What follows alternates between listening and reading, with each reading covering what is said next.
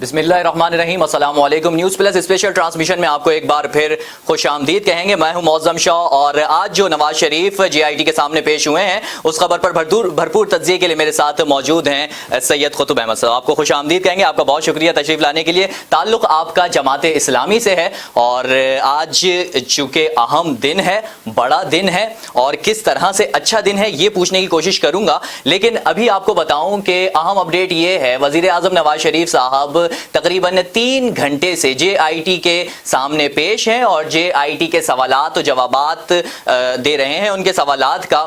لیکن اس دوران اہم بات جو سامنے آئی ہے وہ جوڈیشل اکیڈمی سے کچھ فاصلے پر جو شاہراہ جا رہی ہے، اسلام آباد ہائی وے جسے کہتے ہیں، وہ ہائی وے اسٹک ہو چکی ہے، بلاک ہو چکی ہے۔ وہاں پر روڈ چونکہ بند کیا گیا وزیر اعظم کی آمد کی وجہ سے، لیکن وہ روڈ اب تک بند ہے۔ متبادل روڈ کیوں فراہم نہیں کیا گیا؟ اور جب وزیر اعظم وہاں سے واپس جائیں گے تب تک وہ ٹریفک رکا رہے گا۔ شدید گرمی، روزے کی حالت، ٹریفک کی لمبی قطار وہاں پر موجود ہے۔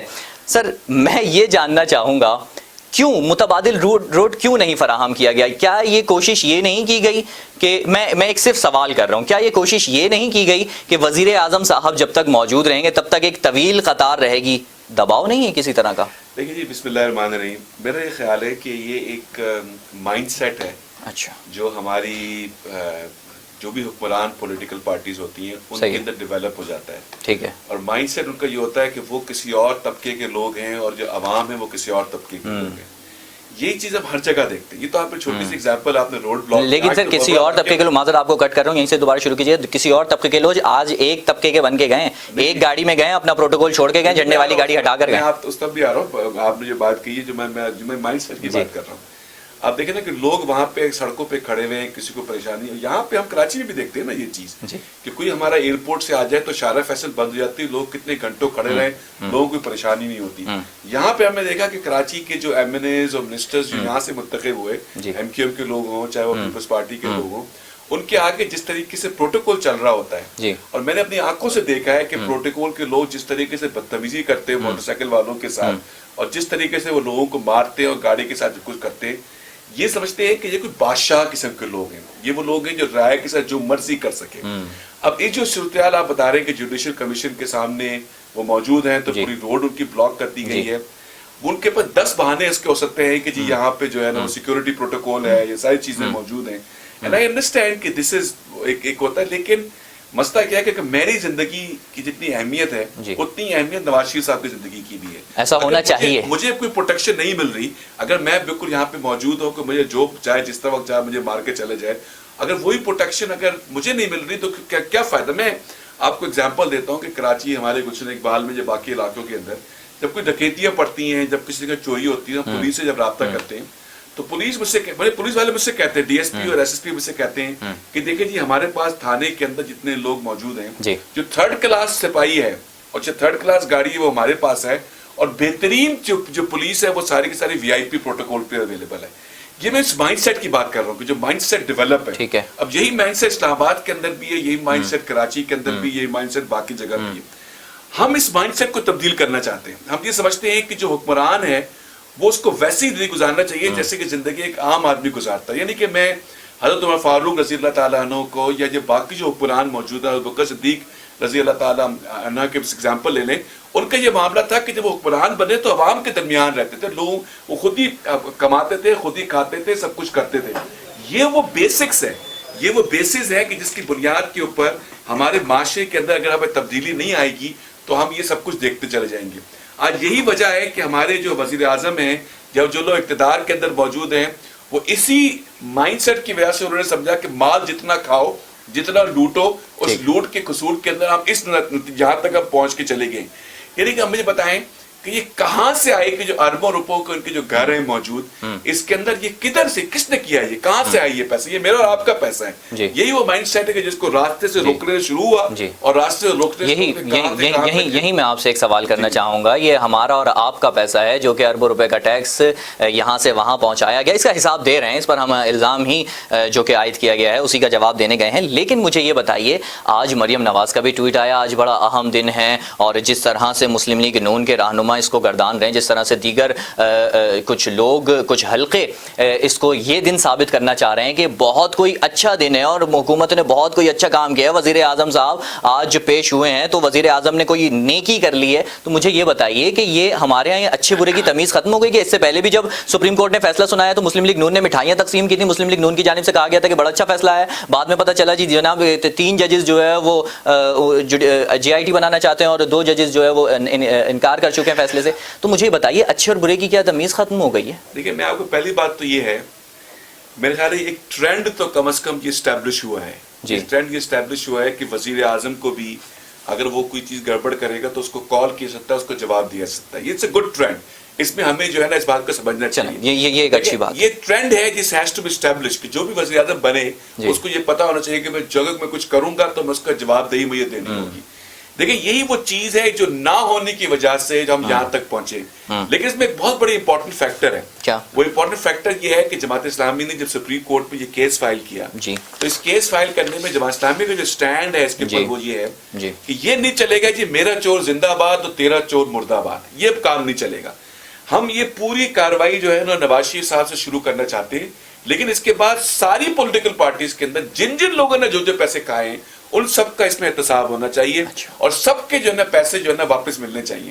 ہمارا جو کیس ہے جو عمران خان کا بھی، عمران خان کا کیس یہ نہیں ہے، جماعت اسلامی کا جو کیس ہے عمران خان یہ نہیں ہے، میں کہہ رہا ہوں آپ نے کہا سب کے پیسے واپس ہونے چاہیے، بالکل عمران خان بھی، اگر اس میں عمران خان انوالو ہے تو ان کے ساتھ بھی یہ ہونا چاہیے، پیپلز پارٹی کے لوگ انوالو ہیں وہ بھی یہ کریں گے، ایم کیو کے لوگ اس میں انوالو رہے ہیں ان کے ساتھ بھی اس کا پورا احتساب ان کو ہونا چاہیے اور پیسے سارے واپس لینے چاہیے۔ دیکھیں بنیادی ٹھیک ہے، یہاں آپ کو روکوں گا، ایک اہم اپڈیٹ دیں گے کہ وزیر اعظم نواز شریف جوڈیشل اکیڈمی میں پیشی کے بعد سوال و جواب کے بعد باہر آ گئے ہیں اور اب سے کچھ دیر بعد وزیر اعظم کے لیے پہنچ گئے ہیں ڈائس پر، اور وزیر اعظم میاں محمد نواز شریف جوڈیشل اکیڈمی میں جے آئی ٹی کے سامنے پیش ہوئے، پیش ہونے کے بعد انہوں نے سوال و جوابات کا سامنا کیا اور ابھی میڈیا سے گفتگو کر رہے ہیں۔ میں ابھی جے آئی ٹی کے سامنے اپنا موقف پیش کر کے آیا ہوں، میرے تمام اثاثوں اور وسائل کی ساری دستاویزات پہلے ہی متعلقہ اداروں بشمول سپریم کورٹ کے پاس موجود ہیں۔ آج میں نے ایک بار پھر یہ ساری دستاویزات جے آئی ٹی کو دے دی ہیں۔ میں سمجھتا ہوں کہ آئین اور قانون کی سربلندی کے حوالے سے آج کا دن سنگ میل کا درجہ رکھتا ہے۔ میں نے، میری حکومت نے اور میرے سارے خاندان نے اپنے آپ کو احتساب کے لیے پیش کر دیا ہے۔ آپ کو یاد ہوگا کہ تقریباً 1.25 سال پہلے میں نے پاناما لیکس کا معاملہ سامنے آتے ہی سپریم کورٹ کے جج صاحبان پر مشتمل کمیشن قائم کرنے کا اعلان کر دیا تھا۔ اگر اس وقت میری پیشکش کو سیاسی تماشوں اور سازشوں کی نظر نہ کیا جاتا تو یہ معاملہ آج تک حل ہو چکا ہوتا۔ میں نے تو اللہ کے فضل و کرم سے ایک ایک پائی کا حساب دے دیا ہے اور میرے احتساب کا سلسلہ میری پیدائش سے بھی پہلے 1936 سے شروع ہوا ہے اور میری آئندہ نسلوں تک پھیلا ہوا ہے۔ ہے کوئی ایسا خاندان، ہے کوئی ایسا خاندان اس ملک میں جس کی 3 نسلوں کا ایسا بے رحمانہ احتساب ہوا ہو؟ میرا احتساب ہمارے سیاسی مخالفین پیپلز پارٹی کے ہر دور میں بھی ہوا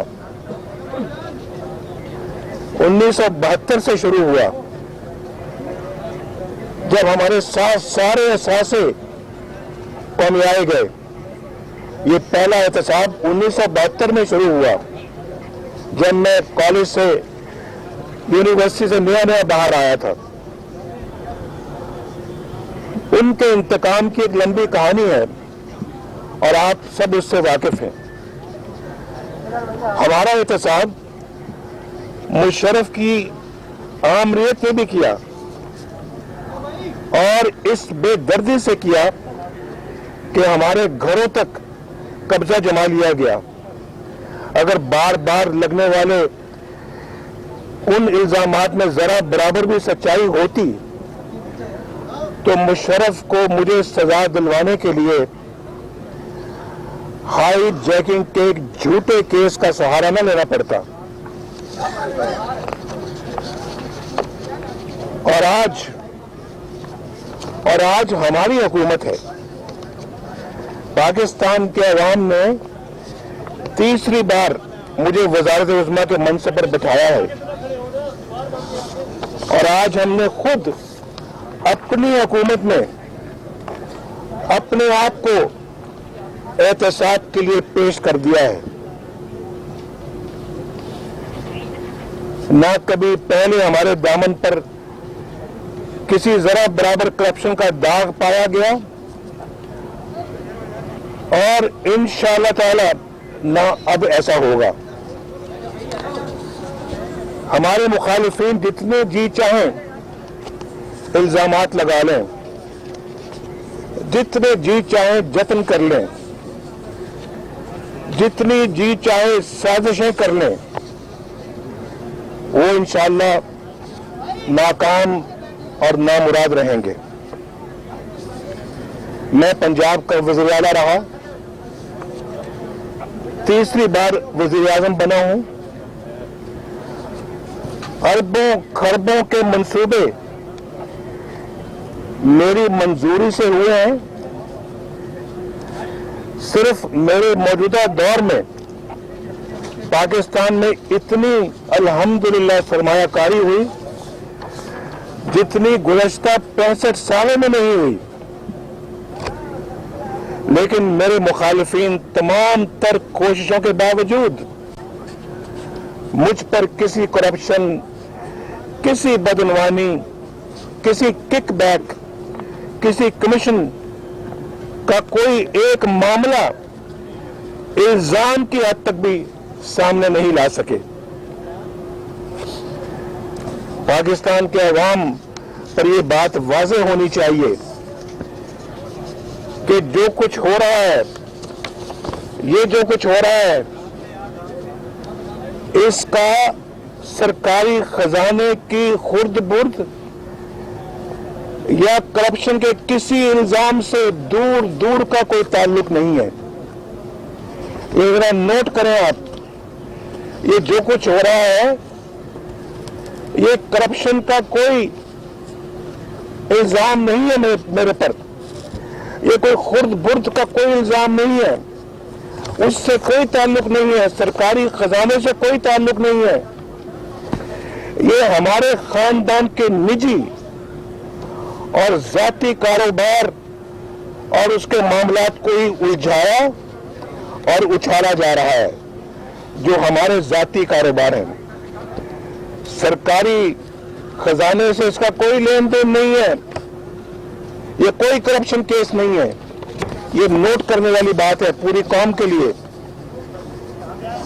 चंद दिन में जीआईटी की रिपोर्ट भी सामने आ जाएगी, अदालत का फैसला भी आ जाएगा। लेकिन हम सबको याद रखना चाहिए, एक बड़ी जीआईटी भी बैठने वाली है, एक बड़ी अदालत भी लगने वाली है। 20 करोड़ आवाम की जीआईटी,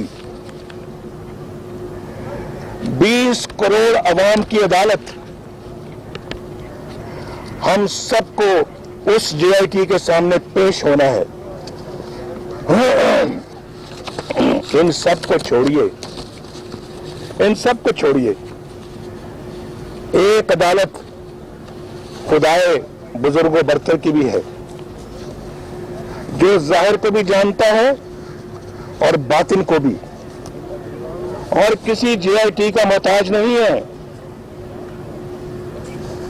मुझे हर लम्हे उस अदालत में हाजिरी का फिक्र रहता है। ये मुल्क साजिशों और तमाशों की बहुत भारी कीमत अदा कर चुका है। वक्त आ गया है कि हक और सच का अलम हकीकी मानों में बुलंद हो। मैं आज यहां पेश हुआ हूं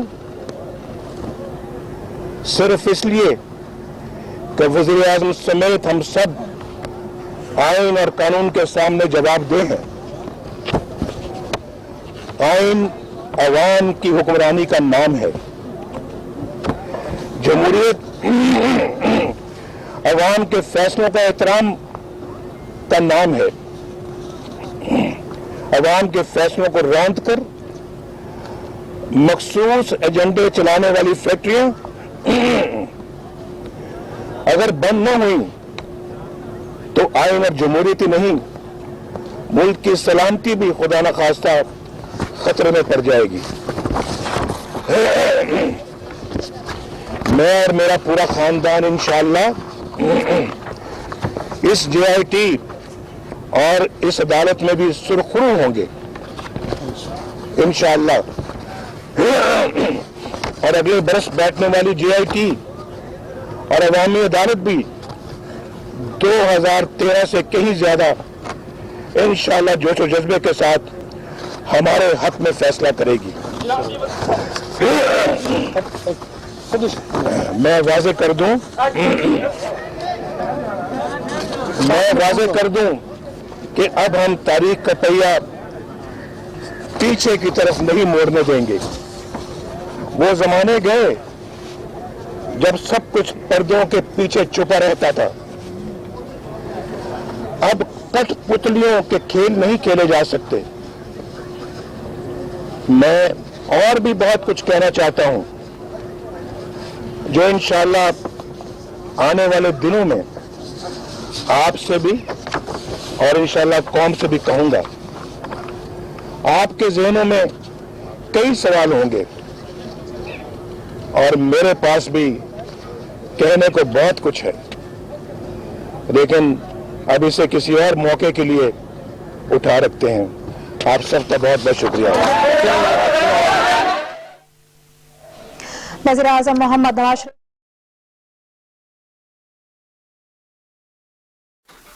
वज़ीर आज़म मियां मोहम्मद नवाज शरीफ साहब जुडिशल एकेडमी से बाहर आए और मीडिया से गुफ्तगू की। मीडिया से गुफ्तगू करने का एक अजब सा अंदाज नज़र आया जिस पर मैं आपसे बात ज़रूर करूँगा।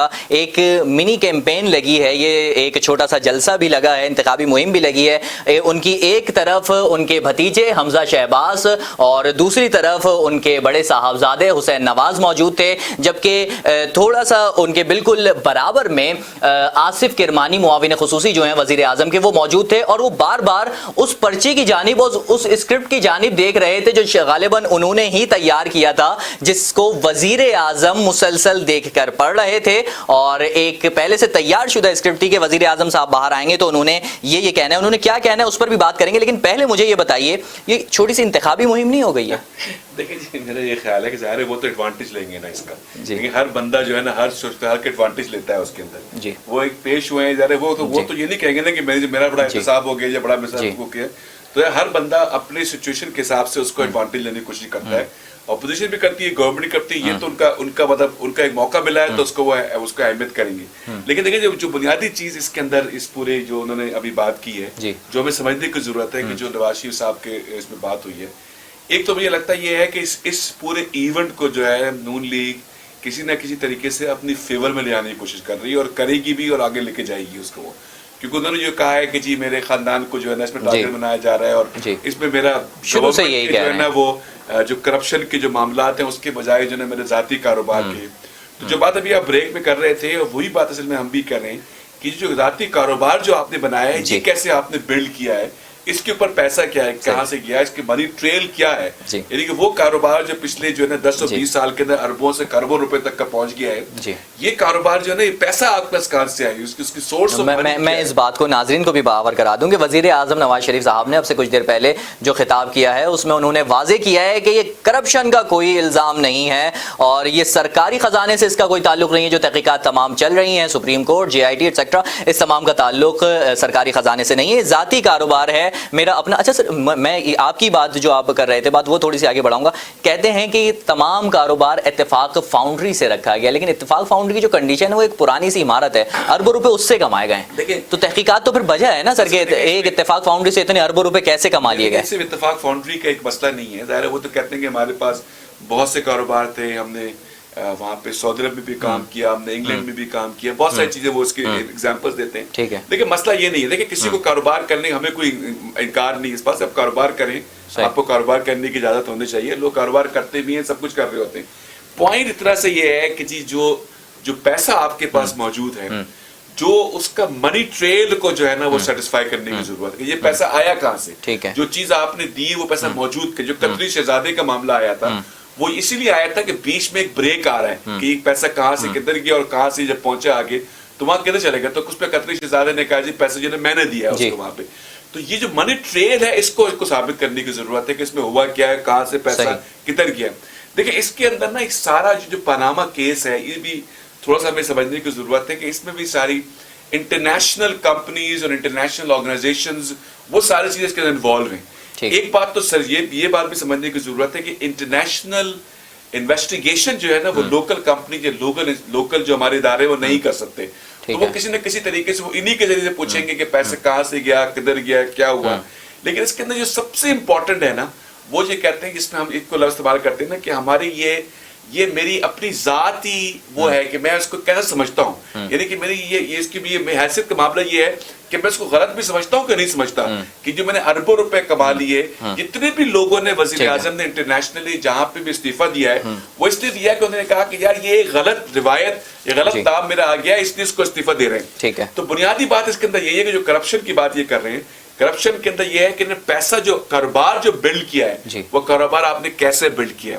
لیکن اس معاملے کے اندر جو بات ہمیں بریک جانے سے پہلے ہم بات کر رہے تھے وہ بریک جانے سے پہلے ہم یہ بات کر رہے تھے کہ جو پریزنٹ ہوئے ہیں اس کے اندر یہ how does it look like, یہ صحیح ہے کہ غلط ہے, یہ اچھی بات ہے, یہ بری بات ہے. دیکھیں یہ ٹرینڈ سیٹ تو اچھا ہو گیا کہ بھئی لوگوں کو پتہ چلنا چاہیے کہ یہ احتساب ہو سکتا ہے, لوگوں کو روکا جا سکتا ہے, سب کچھ ہے. لیکن اس ٹرینڈ کے اندر یہ دوسری بات ہے مجھے کرنے کی ضرورت ہے جو بات میں کر رہا تھا, جو بات بیچ میں رہ گئی تھی. وہ ٹرینڈ کرنے کی بات یہ ہے کہ یہ صرف نواز شریف صاحب کا احتساب کا معاملہ نہیں ہے, ان سارے لوگوں کا احتساب کا معاملہ ہے جنہوں نے قوم کی دولت لوٹ کے دے گئے ہیں سارے لوگ. چاہے وہ زرداری کی پیپلز پارٹی ہو, چاہے وہ تحریک انصاف کے لوگ ہوں, چاہے وہ مسلم لیگ کے کاف کے ہوں, چاہے وہ MQM کے لوگ ہوں, یہ وہ سارے لوگ ہیں کہ جنہوں نے اگر پیسہ کھایا ہے اور پیسہ کمایا ہے whoever it is. اب دیکھیں نا کہ جو ہم سمجھتے ہیں بات کی بہت سے پیپلز پارٹی کے لوگ جو بڑے بڑے عہدوں پہ فائز رہے, جنہوں نے آن دا بکس جو بڑی نیوز جن کی موجود تھی وہ اب تحریک انصاف کے اندر چلے گئے. یعنی کہ تحریک انصاف ہمارے اتحادی ہیں کیبی کے اندر, میں اس پہ بات کر رہا ہوں, وہ وہاں چلے گئے. تو جانے کے بعد ان کے سارے جو ہے نا وہ دھل نہیں گئے. دے ہیو ٹو جسٹیفائی کہ what it is happening. Exactly اسی طریقے سے جس طرح MQM کے جو لوگ جنہوں نے بڑے بڑے قتلوں کے جن کے کیسز تھے وہ اگر PSP پہ چلے جاتے ہیں تو وہ کہتے ہیں یہ واشنگ مشین ہے, دھل گئے, اب کچھ نہیں ہو سکتا ان کے ساتھ. This not be like this. جو بات میں کہا تھا کہ آپ کا چور مردہ باد اور میرا چور زندہ باد, یہ نہیں چلے گا. ہم نے جو سپریم کورٹ کے اندر سٹینڈ لیا ہے جماعت اسلامی نے, سراج الحق صاحب نے جو سٹینڈ لیا ہے وہ یہ ہے کہ corruption as an just as an basis has to be stop. یہ کرپشن جو کرے گا اس کو ہمیں روکنے کی ضرورت ہے. پاکستان کے اندر اتنے ریسورسز ہمارے پاس اویلیبل ہیں, ہم کیا کچھ نہیں کر سکتے. میں کبھی کبھی سوچتا ہوں کتنی میسو کرپشن ہونے کے باوجود بھی یہاں پر ڈیولپمنٹ ہو جاتی ہے, یہاں پہ کچھ نہ کچھ کام ہو جاتے ہیں. اگر اس کرپشن کو ہم روک سکیں, یعنی کہ نعمت اللہ خان صاحب کا میں ایگزامپل اگر آپ کو پریزنٹ کروں کہ جب وہ یہاں پہ سٹی کے ناظم بنے تھے, جب میئر بنے تھے, اس وقت کراچی کا بجٹ جو تھا نا 5 ارب روپے تھا. انہوں نے 4 سال کے اندر اسی بجٹ کو 45 بلین روپیز تک پہنچا دیا. ریزن کرپشن روک کے, reason news sources of revenue روک کے لینے کے بعد بجٹ کو چیزوں کو چینج کر دیا.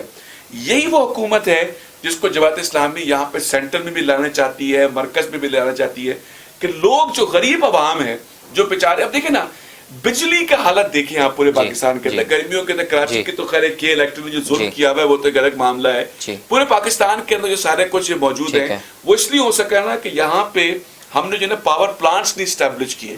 उन पावर प्लांट्स को स्टैब्लिश ना करने में भी क्या था कि हर कोई शॉर्ट टर्म प्रोग्राम के बेसिस के ऊपर ठीक है। काम करता है। करप्शन की मैसिव करप्शन की जो अमाउंट जो लोग आगे चले गए, और जहां पे हमें पैसा लगाना चाहिए था पैसा नहीं लगाया हमने। उसके अर्थ देखिए 45 बिलियन रुपए का हम मेट्रो तो बना लेते हैं, लेकिन हम बाकी जो इस तरह के जो मामला हैं जहाँ पे हमें पानी है या बिजली है या व्हाटएवर, वो सही, यहाँ एक छोटा सा एक ब्रेक लूंगा, माजूद आपको रोकना पड़ रहा है। ब्रेक के बाद वापस आएंगे तो आपसे ये जानूंगा कि करप्शन का जो आपने जिक्र किया है, तो करप्शन जिससे रोकी जा रही है, यानी जो करप्ट है, जिस पर इल्जाम है कि आप करप्ट हैं, जिनको रोका जा रहा है, क्या वो मशहूर नहीं हो रहा? क्या वो शोहरत नहीं इख्तियार कर रहा है इस चीज से? इस पर बात करेंगे लेकिन एक ब्रेक के बाद।